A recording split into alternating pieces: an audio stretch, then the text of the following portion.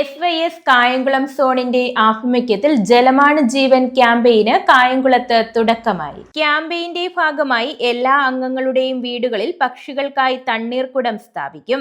വഴിയാത്രക്കാർക്ക് വേണ്ടി യൂണിറ്റ് കേന്ദ്രങ്ങളിൽ തണ്ണീർപന്തൽ ഒരുക്കി കുടിവെള്ളം വിതരണം ചെയ്യും. സർക്കിൾ കേന്ദ്രങ്ങളിൽ ജലലഭ്യതയെക്കുറിച്ചും കുടിവെള്ളം പാഴാകാതിരിക്കുവാനും ആവശ്യമായ ബോധവൽക്കരണവും സംഘടിപ്പിക്കും.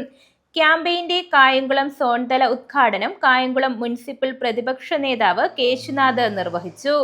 ബഹുമാനപ്പെട്ട SYSന്റെ കായംകുളം സോണിൻ്റെ ഭാരവാഹികൾ, ബഹുമാനപ്പെട്ട അബു ജനത JMC, അതുപോലെ തന്നെ ബഹുമാനപ്പെട്ട മുൻ CDSന്റെ ചെയർപേഴ്സൺ ശ്രീമതി സരസ്വതി അടക്കമുള്ള ബഹുമാന്യരെ, ഇവിടെ SYS കായംകുളം സോണിൻ്റെ നേതൃത്വത്തിൽ ഈ കൊടും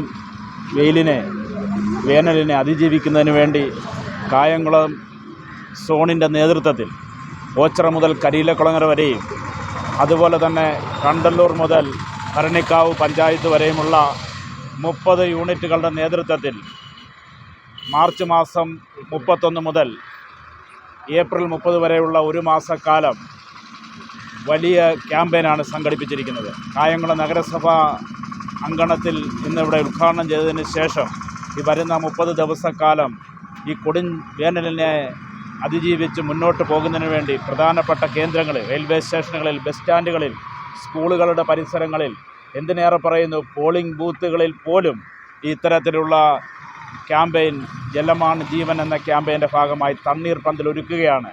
SYS സോൺ പ്രസിഡന്റ് ഇമാമുദ്ദീൻ സഖാഫിയുടെ അധ്യക്ഷതയിൽ നടന്ന പരിപാടിയിൽ അനസ് അജ്വ സ്വാഗതവും അനീസ് അബ്ദുൽ ലത്തീഫ് നന്ദിയും രേഖപ്പെടുത്തി. പരിപാടിയിൽ കായംകുളത്തെ പ്രമുഖ വ്യാപാരി ജനതാ ജെംസ് ഉടമ ജനാബ് അബു മുഖ്യ അതിഥിയായി പങ്കെടുത്തു. സോൺ ഭാരവാഹികളായ നിസാമുദ്ദീൻ സഖാഫി, നുജുമുദ്ദീൻ സഖാഫി, നുജുമുദ്ദീൻ അംജദി, സക്കീർ ഹുസൈൻ, കേരള മുസ്ലിം ജമാഅത്ത് നേതാവ് ഷംസുദ്ദീൻ സാഹിബ് തുടങ്ങിയവർ നേതൃത്വം നൽകി. News bureau, Kayamkulam.